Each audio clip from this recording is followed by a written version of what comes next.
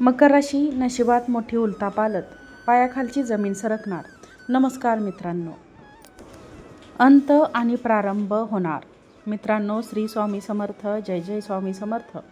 मकर राशीच्या जीवनात 2025च्या उत्तरार्धात ती कशा प्रकारची घडामोड घडणार आहे, जी फक्त एक घटना नसून संपूर्ण नशिबाची दिशा बदलणारी एक शक्तिशाली उलथापालथ ठरणार आहे.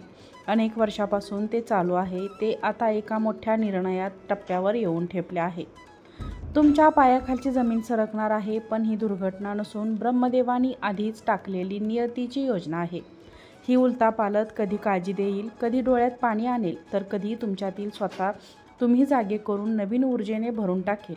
काही माणसं कायमची दूर जातील, तर काही नवीन वाट धुंडाळतील, आयुष्यात प्रवेश करतील. काही नात्यांचा अंत होईल, पण त्यातूनच होईल आत्म्याचा प्रारंभ. शनी, गुरु आणि चंद्राचे जे विशेष संयोग येणार आहेत, त्याचा परिणाम मकर राशीच्या प्रत्येक क्षेत्रावर होईल.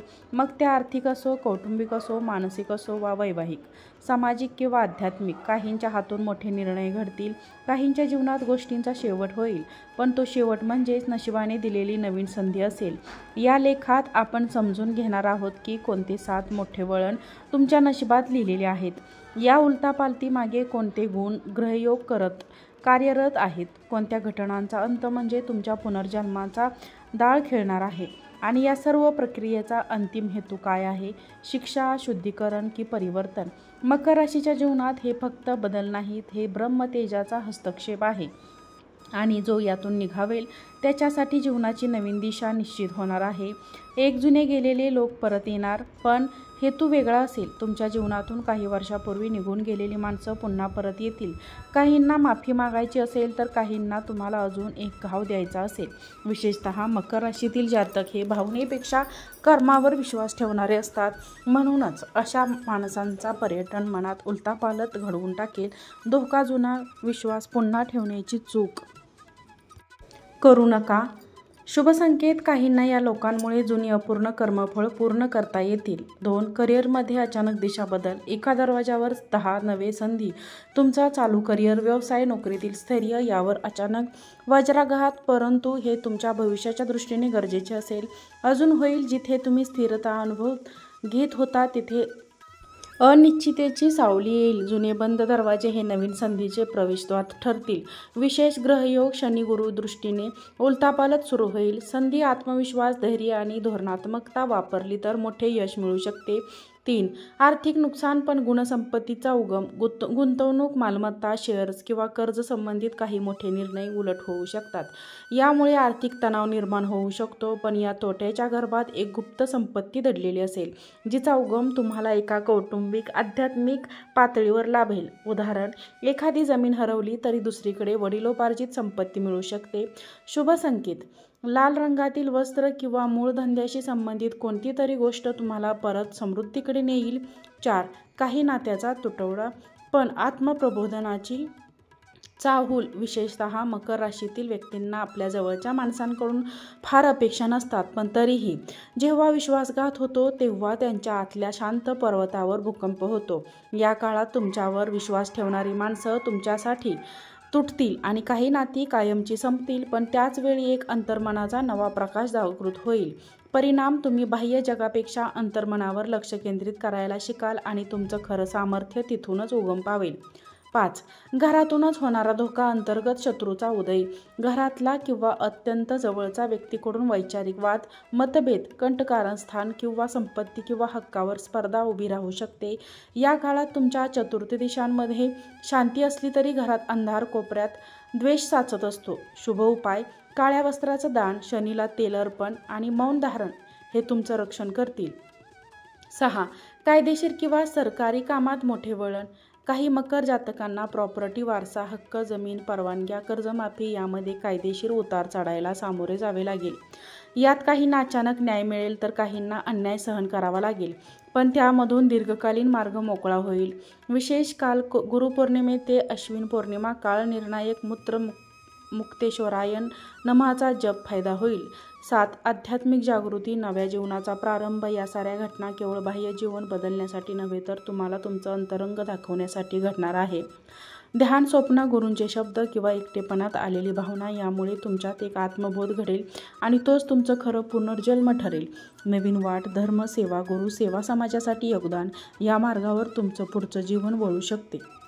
खरे फळ शांत मन, स्थिरता, आत्मविश्वास आणि आंतरिक समाधान जे कोणत्याही संपत्तीपेक्षा मौल्यवान आहे.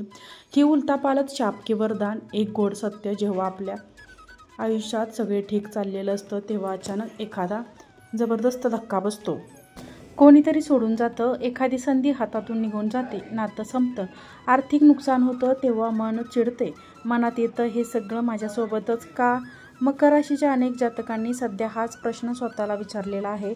पण ब्रह्मदेवांच्या योजनेत कोणतीही गोष्ट विनाकारण घडत नाही. जी उलथापालथ अधिक शाप वाटते तीच काही महिन्यांनी किंवा वर्षांनी वरदान ठरते. हेच तर नियतीचा अद्भुत गुपित आहे. शापाची भावना, सुरुवातीचा अंधार, एखाद्या माणसाचं नुकसान, मनात रिकामपणा, आर्थिक संकट, भविष्याची भीती, नोकरी किंवा व्यवसायात अडथळा, स्वतःवरचा विश्वास डळमळीत होतो, घरातील मतभेद, आत्मसंपर्क तुटतो, एकटेपणा, आयुष्य निरर्थ फाटायला लागतं. यावेळी मकर राशी स्वतःला शापित समजू शकते. तो म्हणतो, मी चुकले का? मी एवढं कष्ट करूनही हे का सहन करावे लागते? पण हा अंधार, हेच प्रश्न तुमचं अंतरंग उघडतात. वरदानाचा गुणअर्थ, जीवनाची पुनर्रचना. कधी शनी तुम्हाला अडवत नाही तर वळवतो, कधी गुरु तुम्हाला धन देत नाही तर ज्ञान देतो, कधी चंद्र तुम्हाला अशांत करतो जेणेकरून तुम्ही अंतर्मन शोधाल. या उलथापालथीतून निर्माण होणारे तुटलेले बंध, ओळखीचे चेहरे, संपलेली कामे, हरवलेल्या संधी, या साऱ्यातून तुमचे खरे अर्थाने आत्मप्रबोधन घडते. यामुळेच ही उलथापालथ शाप नसून एक गुप्त वरदान आहे, जी फक्त धैर्यवान, संयमी आणि कर्मनिष्ठ मकर राशीला प्राप्त होणार आहे. मकर राशीचा खरे भाग्य, संकटांमधून तयार होणारे तेजस्वी भविष्य. एखादं झाड जेव्हा वादळात तुटतं तेव्हा त्याच्या जागी नवीन बीज पडतं आणि तेच बीज पुढे संपूर्ण जंगल घडवतं. तसेच तुमचं आयुष्यसुद्धा आता मोडते, पण त्याच जागी नवीन भाग्य वृक्ष उगम पावत आहे. हे लक्षात ठेवा. जे नातं तुटलं त्याच्या जागी आत्म्याशी नातंच मिळेल. जे काही हरवलं त्याच्या जागी शाश्वत समाधान मिळेल. जे काही संपलं त्याचे उत्तर तुमच्यातला देवपणात मिळेल. उपाय: संकटात वाचवणाऱ्या 5 दिव्याच्या या उलथापालथीच्या काळात मकर राशीला केवळ बाह्य उपाय नव्हे तर अंतःकरणातील शुद्धतेची आणि आत्मिक जागृतीची गरज आहे. खाली दिलेले उपाय केवळ कर्मशांतीसाठी नाही तर नियतीचा वेग बदलण्यासाठी प्रभावी ठरू शकतात. 1. शनीची कृपा मिळवण्यासाठी शनिवारी शनिदेवाची अर्धी पूजा करा. प्रत्येक शनिवारी सकाळी पाणी पिंपळाच्या झाडाला अर्पण करा. गरीब, अपंग किंवा वृद्धांना काळकंबळी उष्णते दान करा. शनीमुळे होणारा मानसिक, आर्थिक आणि नात्यातील उलथापालथ मंदावतील. 2. गुरुची दिशा मिळवण्यासाठी गुरुपौर्णिमेपासून गुरु उपासना सुरू करा. दर गुरुवारी पिवळे फळ, चण्याची डाळ आणि हळदीचं दान करा. मंत्राचा 108 वेळा जप करा. योग्य गुरु किंवा आध्यात्मिक मार्गदर्शनाकडे स्वतःचं मन खुलं करा. गुरूंचा आशीर्वाद संकटाच्या अंधारात प्रकाश देत. 3. चंद्राची शांती, मनाच्या भटकंतीला विश्रांती. प्रत्येक सोमवार उपवास ठेवा किंवा गाईला पाणी पाजा. रात्री झोपण्यापूर्वी ओम चंद्राय नमः शांततेचा जप करा. पांढरे वस्त्र किंवा कापसाचे दान केल्यास चंद्रदोष कमी होतो. मनाची अस्थिरता, भीती, चिडचिड, चिंता या गोष्टींवर प्रभावी उपाय. 4. स्वप्न आणि अंतर्ज्ञान शुद्ध करण्यासाठी ध्यान आणि मौन. दररोज सकाळी किंवा संध्याकाळी 10 ते 15 मिनिटे मौन साधनेचा सराव करा. या उपायामुळे तुम्ही बाहेरचा गोंधळ बाजूला ठेवून नंतर मनाची दिशा ऐका. व्यक्तीला प्रामाणिकपणे मदतीचा हात द्या. अगदी छोटी गोष्ट जरी असली तरी कर्मशोधित ही संकट काळात आत्मरक्षणाची खरी ढाल असते. तर स्वतःला, व्यक्तीला वाचवतो जो इतरांना कल्याण करत राहतो. शेवट नव्हे तर नव्या अध्यायाची पहाट. मकर राशीच्या जीवनात जे घडते ते केवळ जीवनातील एक टप्पा नाही तर ते आहे आयुष्याच्या पुनर्लेखनाचा क्षण. संपलेल्या नात्यांमध्ये नव्यानं अर्थ शोधणे, हरवलेली संधीपासून आत्मबळ तयार करणे, अंधाराच्या कुशीतून प्रकाश शोधणं, हेच खरं मकर राशीचं तत्व आहे. तुमचा नशीब तुटल्यासारखे वाटेल पण तुटलेले नसून शुद्ध होण्यासाठी आहे. तुमचे आयुष्य खालच्या बेटेला लागल्यासारखं वाटेल पण ती वाट तुम्हाला शिखराकडे घेऊन जाते. हे लक्षात ठेवा. शनी तुम्हाला तोडतो, गुरु तुम्हाला घडवतो आणि अंततः तुमचे अंतरात्मक तुम्हाला नव्याने उभे करतो. शेवटचं वाक्य: मकर राशीच्या जीवनात जे घडतं ते तुमचा नाश करण्यासाठी नव्हे तर नव्याने घडवण्यासाठी आहे. एक पान संपते पण पूर्ण ग्रंथ अजून उरलेला आहे. तर मित्रांनो आणि मैत्रिणींनो, आजचा हा व्हिडिओ कसा वाटला ते कमेंटमध्ये नक्की सांगा। नवीन व्हिडिओ पाहण्यासाठी आमच्या चॅनलला लाईक करा, चॅनलला सबस्क्राईब करा आणि हा व्हिडिओ शेअर करा। आजचा व्हिडिओ पाहिल्याबद्दल तुम्हा सर्वांचे मनापासून धन्यवाद। श्री स्वामी समर्थ।